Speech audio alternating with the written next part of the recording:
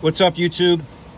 This is Steve, N2PQJ, with yet another how to use FT8 easy video. I made like 4 videos about 3 years ago. It's now 2023, August of 2023. And I watched them back and I couldn't believe how difficult they were. I was shocked.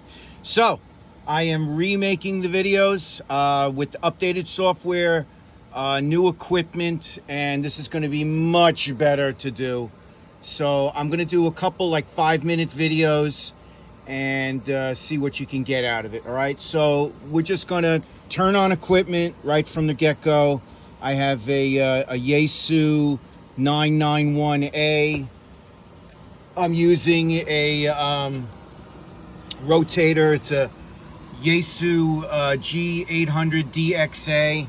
It's to a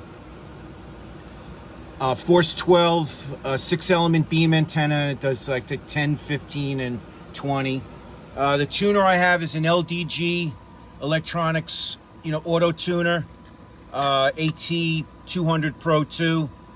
Fantastic auto tuner. The tuner in the 991A works great, but this will tune anything. This really makes a difference. My interface between the computer and the rotator is this EA4TX unit. Very difficult to set up, I must admit.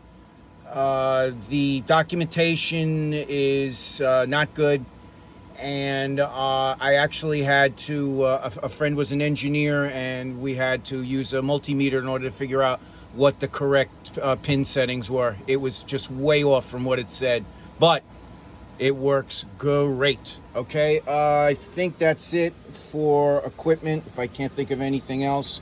The one thing you got to remember with these radios, it's got a built-in sound card, which is fantastic. It makes everything simple. There is one USB plug that goes from the radio to the computer, and that USB on the back of it, it's a USB-A. It's like those the old printer, the old square printer plug on the back of this to a regular USB. And what that allows you to do with one plug is it allows you to get both your push-to-talk and your cat control on the same USB. So it's one cable that does both. And I'm just typing here for a second. I want to get my device manager up to show you where it is in the device manager.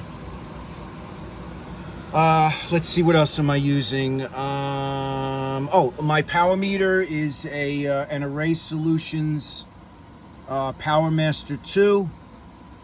This is a fantastic unit. Very pricey, but it works extremely well. Gives me readings. They're fantastic. It's a great unit. I highly recommend. And let's see, what else am I using hardware wise? I guess that's it. I'm just bringing up the device manager now on the computer, and I'll show you where how the ports are shown from the 991A. And let me just enlarge this. In 2 seconds, I'll give you the screen. There we go. Okay, so you see these COM ports, and so the standard, you see this Silicon Labs, whoops, sorry, let me do it that way.